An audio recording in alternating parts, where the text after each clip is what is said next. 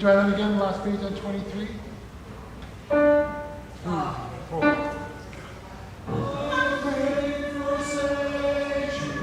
Yeah, last part on page 23. Tenors. 3, 4, 1.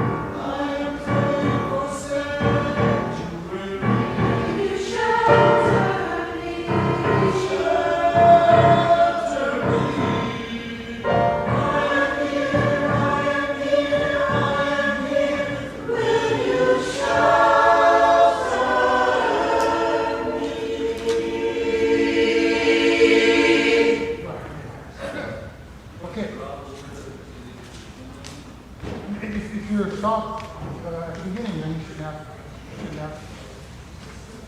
But sure, the point.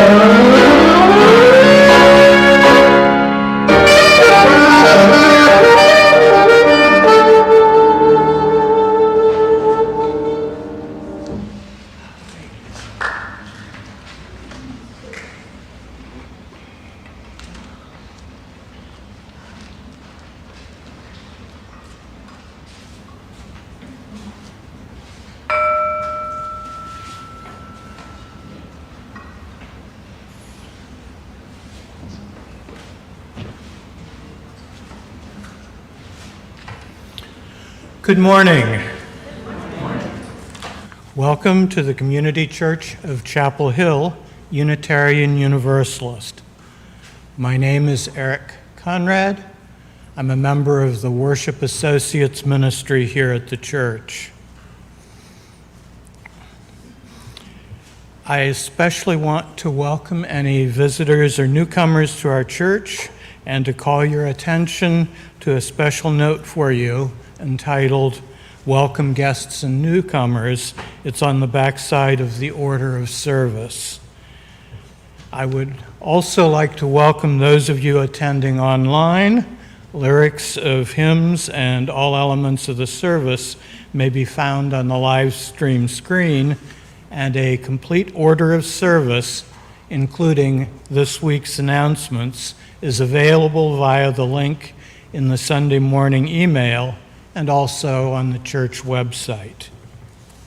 Whoever you are, whomever you love, however you arrive at this beloved place, you are welcome here. The in-person Sunday social is held immediately following the service. Please turn off or silence any cell phones during our service to maintain a worshipful experience. We have a couple of within these walls announcements. First is Kathleen Faranola.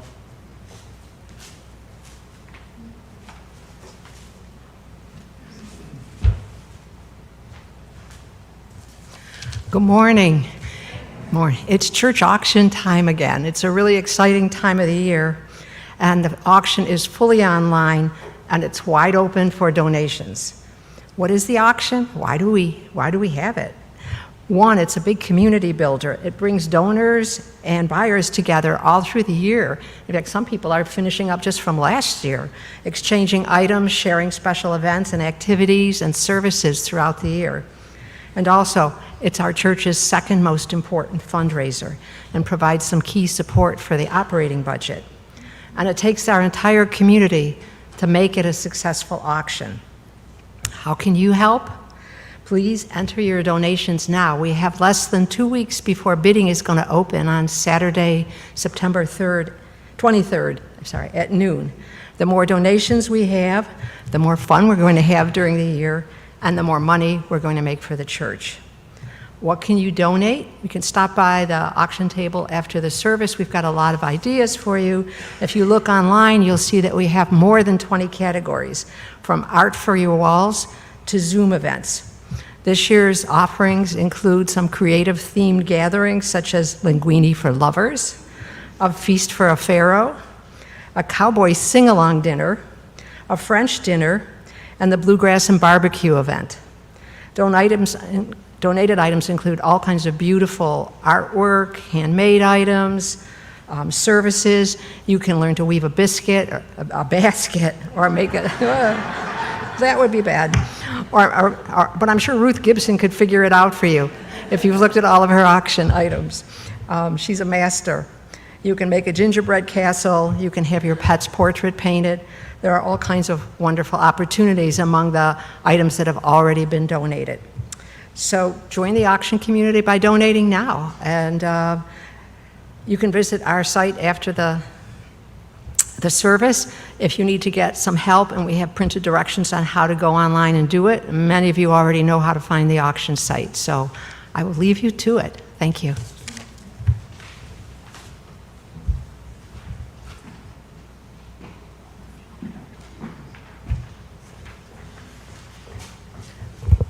Good morning. I'm Salem McNee with the church's Immigrant Justice Initiative, and we invite you to join us in a walking challenge starting 2 weeks from today.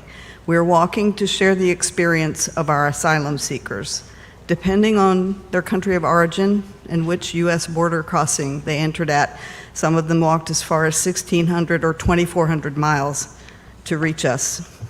Imagine the conditions that would make a walk like that seem worth the risk. Once they arrive at our borders, we can accompany them as they navigate the immigration system and build lives here. But with this walk, we want to acknowledge that initial journey. You may already walk every day, or maybe you've been meaning to start. You can track your miles as an individual, as a family, or as a team, maybe a covenant group, a chalice circle, or some other church club. We'll sell buttons you can wear to show you're walking with immigrants, and we have a web page for logging your miles. Every week during the challenge, we'll have a table at the Sunday social with a display showing how far we've collectively walked. And if there's interest, we're thinking about some group walks after church as well. Let's see if together in 1 month, we can walk as far as one of our asylum seekers walked to reach us. Today we'll have a sign-up table at Sunday social, or you can find a link to sign up in the weekly announcements email or on our IJI webpage, on the church webpage.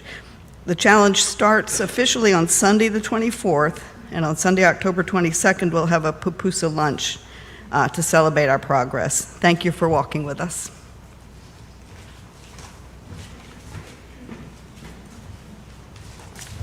The opening hymn is number 315. Please stand in body or in spirit.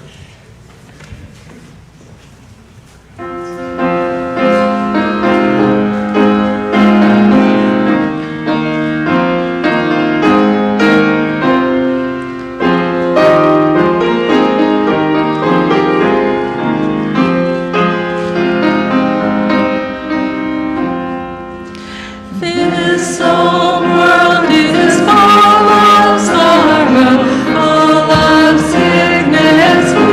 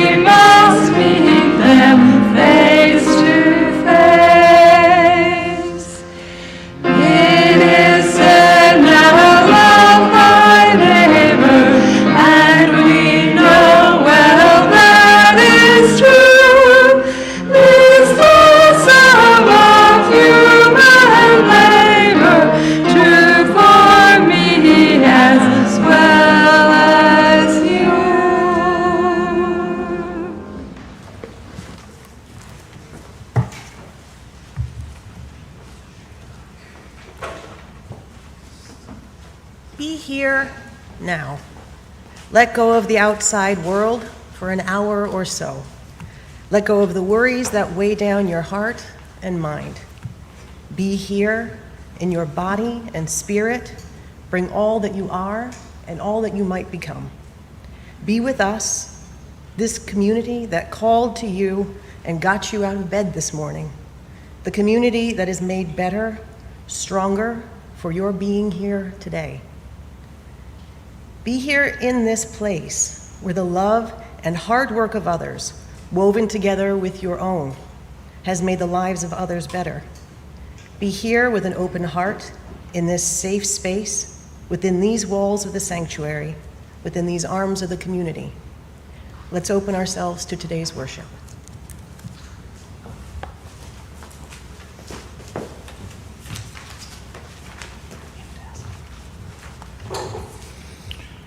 You'll find the words for the chalice lighting in your order of service.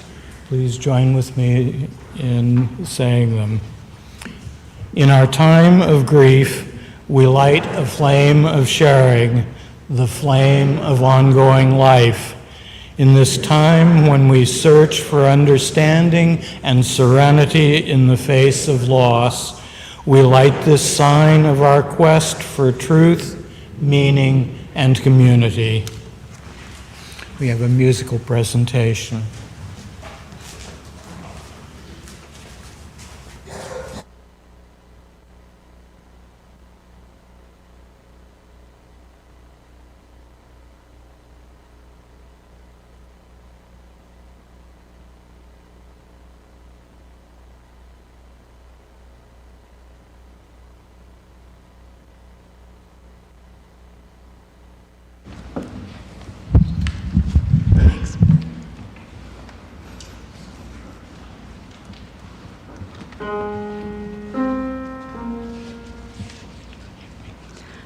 I will be your standing stone.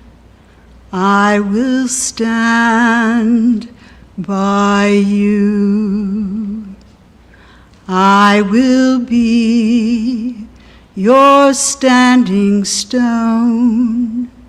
I will stand by you.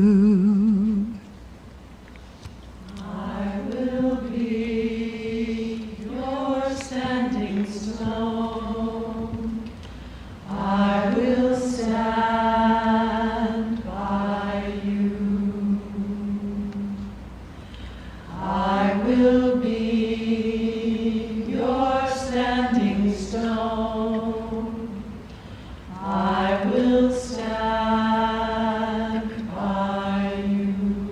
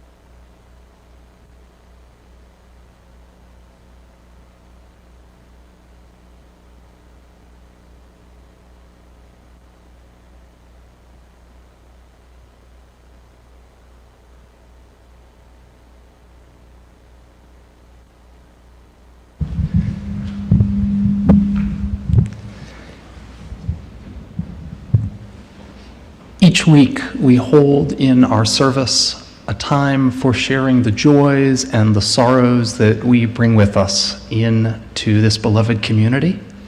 It's during this time, if you've come with either a significant personal joy or sorrow to share, that you're invited to come forward, place a stone in the water bowl, speak your name into the microphone, and briefly share your joy or your sorrow. Let us enter into this time of tenderness and trust. Are there any joys and sorrows this morning?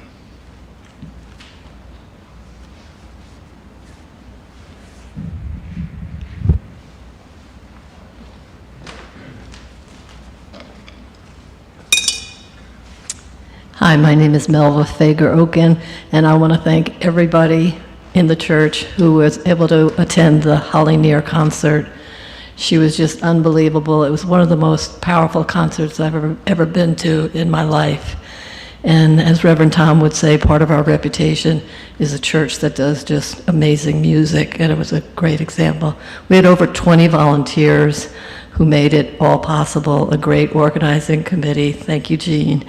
And anyhow, it was just wonderful, so thank you so much, and it supports all the work of Side with Love, and our work is tremendous, so we're so thankful for your support. Thank you.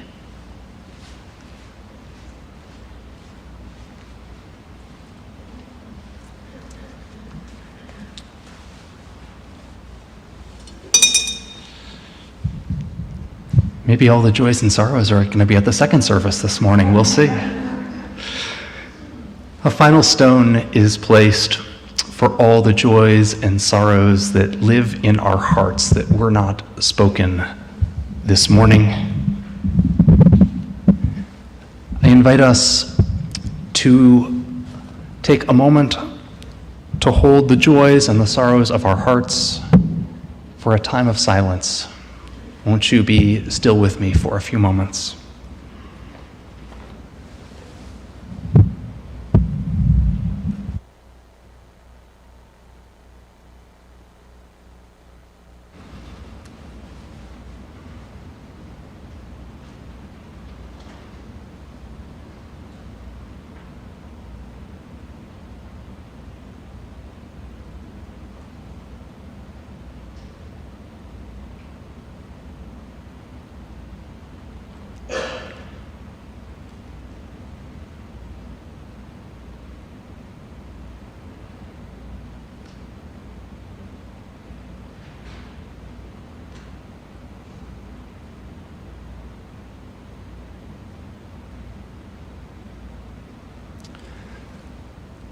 I invite you to open your hymnal to number 1006. It's a meditation song called In My Quiet Sorrow.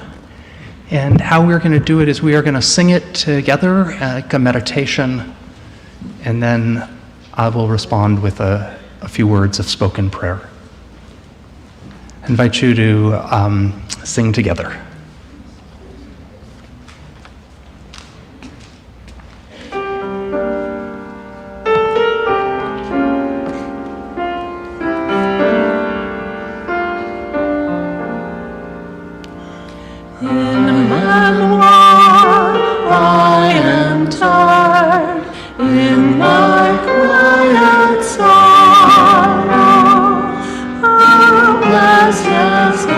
Let me be.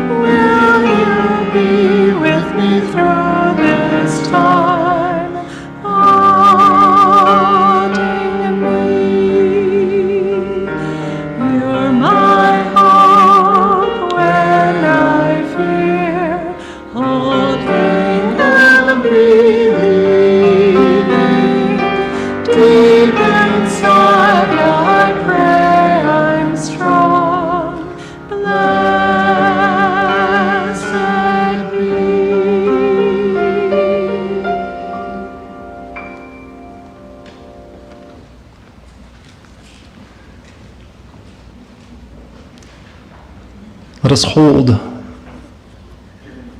the quiet sorrow that lives in our hearts tenderly in this time.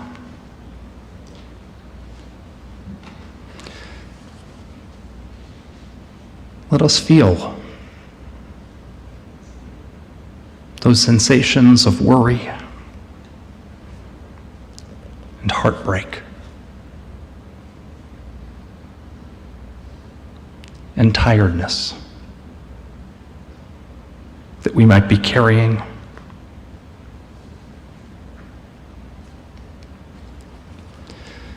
Let us, in this moment, realize that we are not alone with what we carry in our lives, but that we are connected one to each other.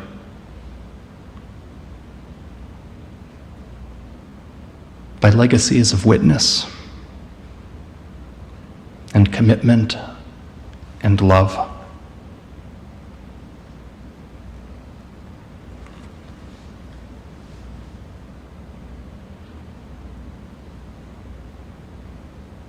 Let us know in the depths of our hearts that even in the sorrow that we carry, we are blessed. Blessed with life and with love. Amen, and blessed be.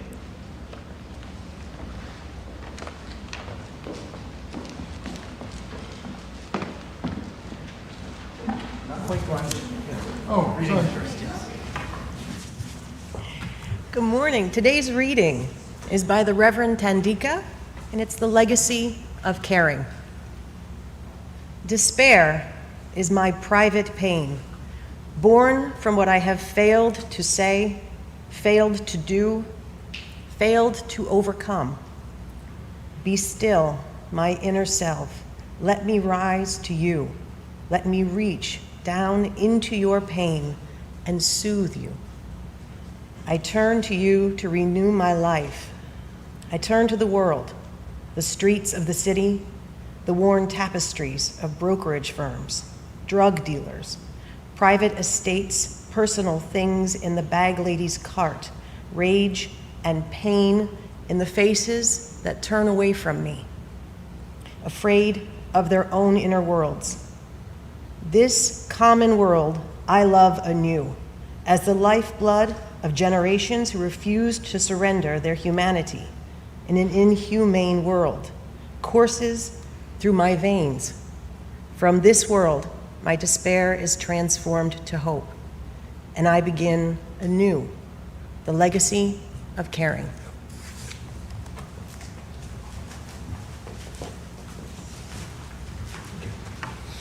Freely have we received gifts that minister to our needs of body and spirit. Gladly we bring to our church and its wide concerns a portion of this bounty. If you wish to donate online, there is a QR code on the back of the order of service, and there is information on the church's website. We will now receive the morning offering. I just want to say a couple words about this piece the choir is going to be singing. It was written in 2019, and I chose it over the summer for the choir to sing, but when we started rehearsing it in earnest 2 weeks ago, 2 days after the shooting on the UNC campus, it seemed like they might have been written the day before. Here's the words to the first verse. There's a siren, there's an ambulance down in the street. Shut the window, pull the curtains, the lights are blinding. I can't hear with the children crying. I can't think with the anger flying. I can't breathe with my mentors dying. I am searching for sanctuary.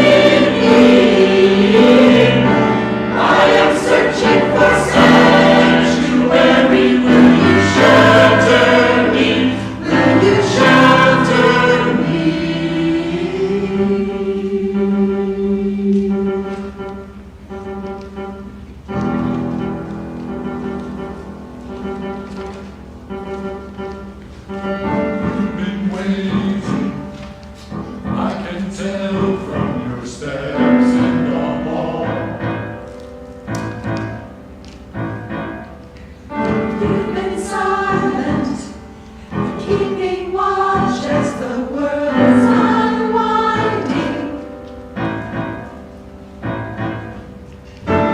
You are standing in isolation. You have shut down communication.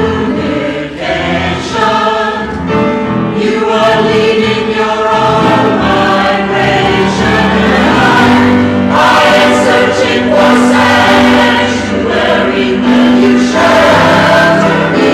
Will you shelter me? I am searching for sanctuary. Will you shelter me? Will you shelter me? I am searching my arms to the sky. Can you reach me? Can you reach me? I am reaching for sanctuary. Will you shelter me? Will you shelter me?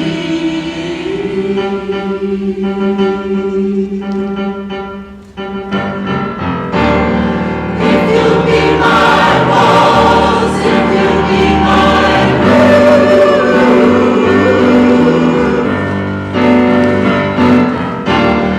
if you keep me safe, I will give you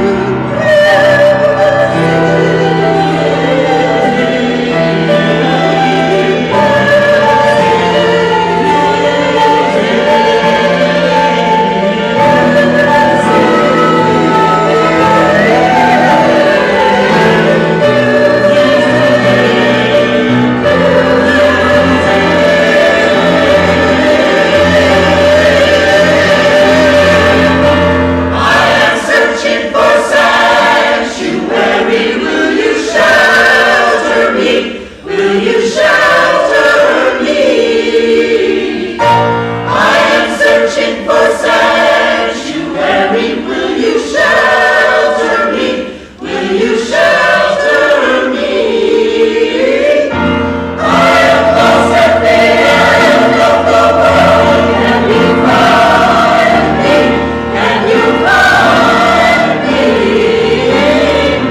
I am searching for sanctuary. Will you shelter me? Will you shelter me?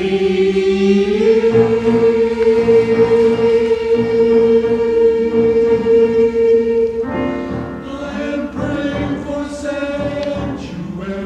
Will you shelter me? Will you shelter me? I am praying for sanctuary. Will you shelter me? Shelter me. I am here, I am here, I am here. Will you shelter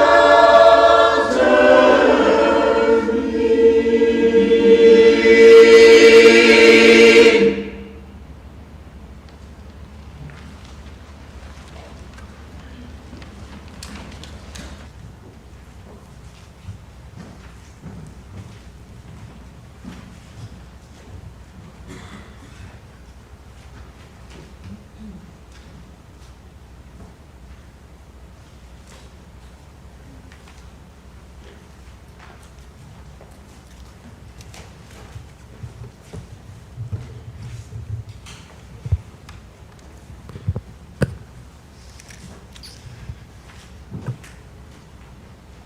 It's great to be back at church this morning in our first two-service Sunday of the church year. Thank you to all of you for getting up nice and early and making the early service not a ghost town this morning. So I want to begin by sharing a quote that I think is tangentially related to my sermon topic. But before I share that quote, a little context. The quote comes from a man named Russell Moore, and it would be hard to find anyone who is more the polar opposite of me theologically than Russell Moore. He is an intensely conservative, very orthodox, evangelical with a capital E Christian minister from Mississippi. And for many years, Moore was a leading figure in the Southern Baptist denomination, including serving for 8 years as president of the public policy arm of the Southern Baptist Convention, which is known as the Ethics and Religious Freedom Commission. In this role, however, Russell Moore began to challenge the ethics of his own denomination. He spoke out against the denomination's legacy of racism and said that there is a moral, ethical need to reckon with that. He spoke out about sex abuse scandals and cover-ups that were widespread in Southern Baptist institutions. And he spoke out against evangelicals giving political support to candidates who are grossly morally deficient. And his outspokenness caused a lot of conflict and won him a lot of enemies. And a few years ago, Russell Moore resigned not only his leadership role as president of the Ethics Commission, but he also left the Southern Baptist Convention entirely. He did not go through a theologically liberal conversion. He is still every bit, he is a believer in the inerrancy of the Bible. He is a orthodox believer, but a lot of the Orthodox folks have sort of shunned him. So anyways, last month, Russell Moore was interviewed by National Public Radio, and during the interview, he said this quote, which I think is tangentially related to my sermon. Here is what he said, quote, "Multiple pastors tell me essentially the same story about quoting the Sermon on the Mount in their preaching, only to have someone in the congregation come up after the sermon and say, 'Where did you get those liberal talking points?'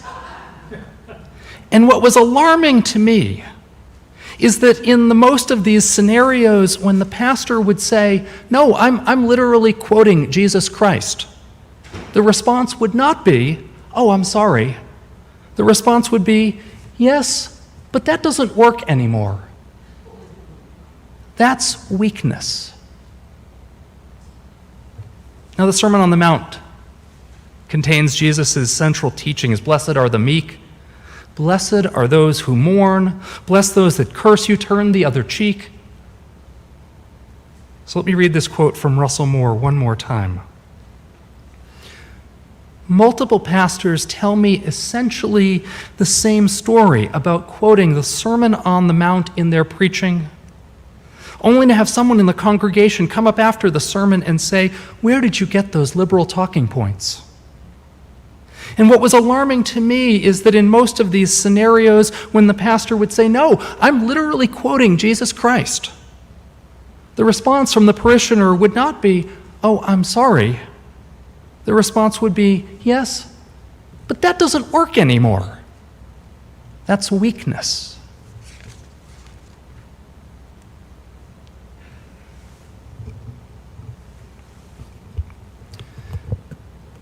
My sermon this morning is about heartbreak.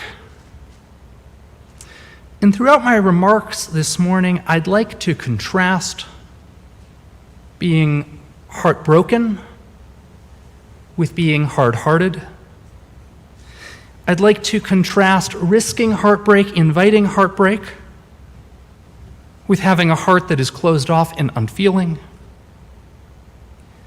I'd like to contrast practices of care, compassion, and tenderness with a cynical guardedness that says that doesn't work anymore, that's weakness.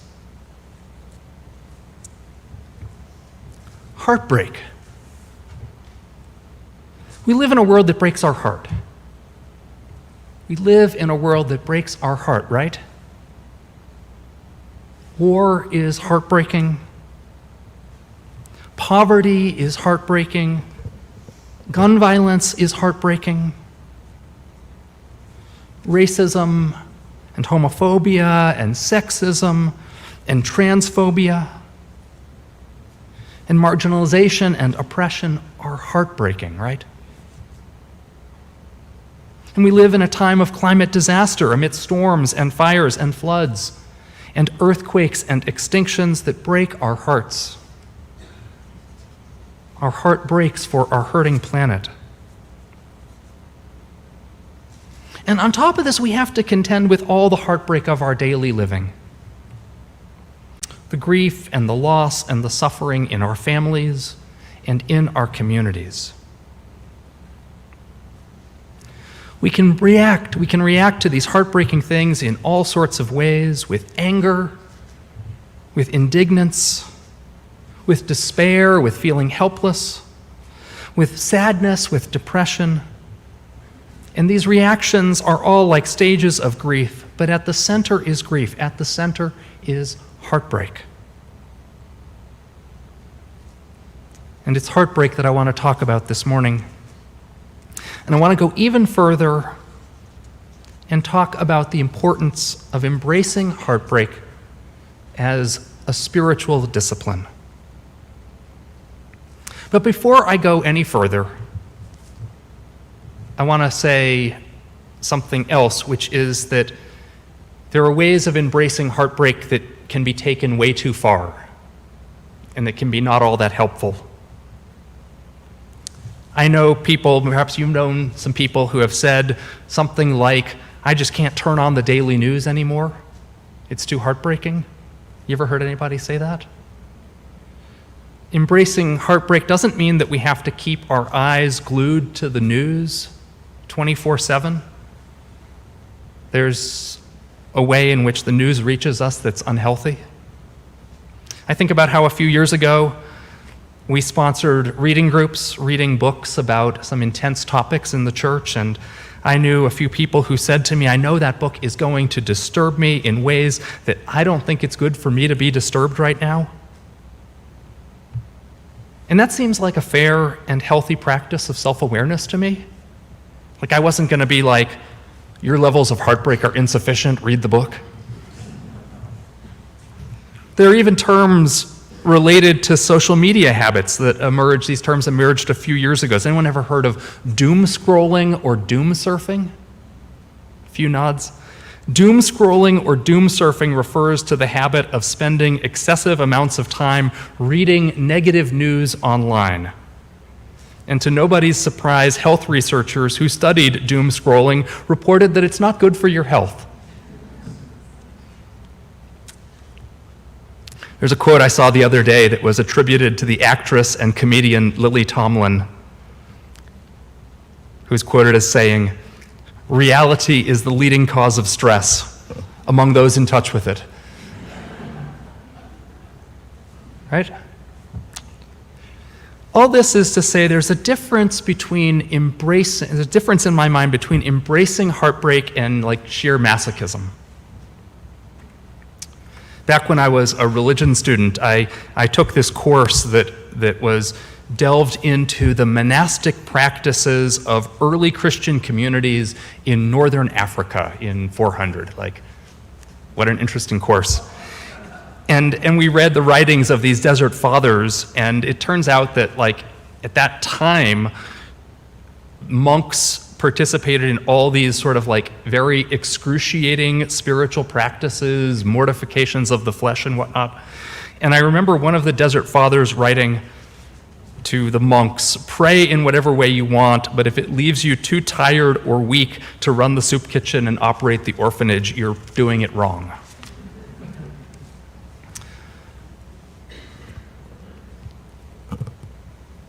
And so I want to make 3 points this morning about heartbreak that I want to invite us to take with us.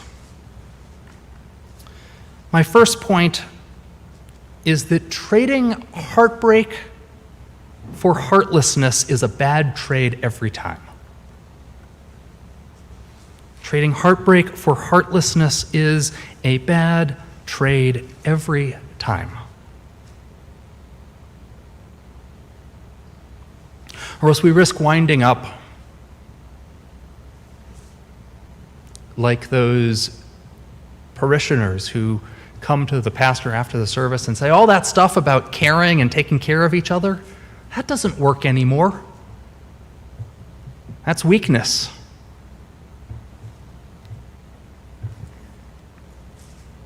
Trading heartbreak for heartlessness is a bad trade every time.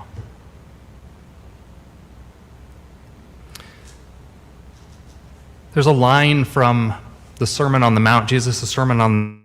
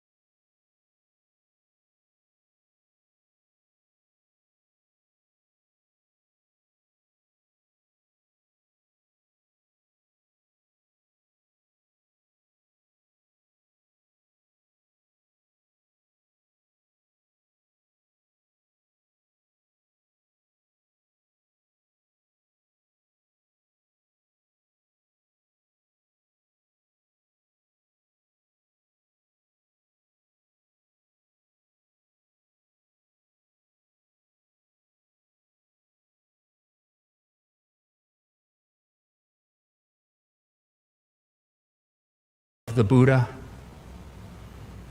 especially the story of the Buddha's childhood. For those who don't know the story, the story goes that Siddhartha, who would become the Buddha, Siddhartha was born a prince and was raised by his parents and his family in a pleasure garden, in a walled garden filled with lovely things, lovely servants, lovely food, every indulgence, every comfort that was available.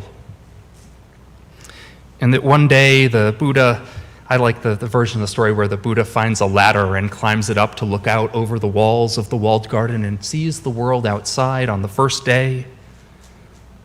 The Buddha sees someone who is begging for alms, begging for change, begging for food in the street. And the Buddha becomes aware of suffering. And on the second day or the second week or the second year, Buddha climbs the ladder and looks out over the wall and sees someone ill, someone maybe limping, someone injured. And the Buddha becomes aware of this suffering. And then on the third day or the third week, Buddha climbs the ladder to look out over the wall and sees a funeral procession for someone who has died. And it is at that point that Buddha becomes aware, or Siddhartha becomes aware of the reality of suffering in the world and determines to go on a spiritual quest. It's that experience of our connection to the heartbreak in the world that we find connection with each other. And the third point I want to leave you with today is that being part of a community of care is the antidote to despair. Being part of a community of care is the antidote to despair. I'd invite us to consider the reading that Jen shared with us earlier. It's actually a reading from the hymnal. It's actually a responsive reading. But I don't like to do it as a responsive reading for two reasons. One, because the phrasing doesn't work and people always trip over it. But more importantly than that, or less importantly, I also don't like to do it as a responsive reading because it's reading number 666 in the back of our hymnal. And I always worry that if I'm going to say, like, open your hymnals to number 666, I'm going to, like, snicker. Or somebody in the pews is going to, like, throw up devil horns and be like, heavy metal! Which is just such a mature reason not to choose number 666. But anyways, even though it is the responsive reading of the beast, never mind. I thought that was funny when I wrote it. I find it a really profound one. Thanteka, the theologian Thanteka, begins, despair is my private pain. born of what I failed to say, failed to do, I failed to overcome. And these words are true when our hearts break and we are alone in that heartbreak. When we feel alone in that heartbreak, we might feel that as despair. Thandeka invokes this lonely heartbreak in her beautiful poetic words of kind of the wandering through the city and wandering through and feeling disconnect from the people all around us. But then it changes, the reading changes, and she invokes the lifeblood of generations who refused to surrender their humanity in an inhumane world. And with that sense of connection to community, connection to others, she's able to say, from within this world, within this connected world, my despair is transformed to hope, and I begin anew the legacy of caring.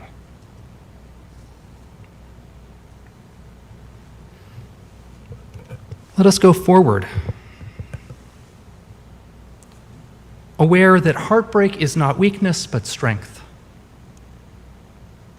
Let us go forward knowing that trading heartbreak for heartlessness is a bad trade every time.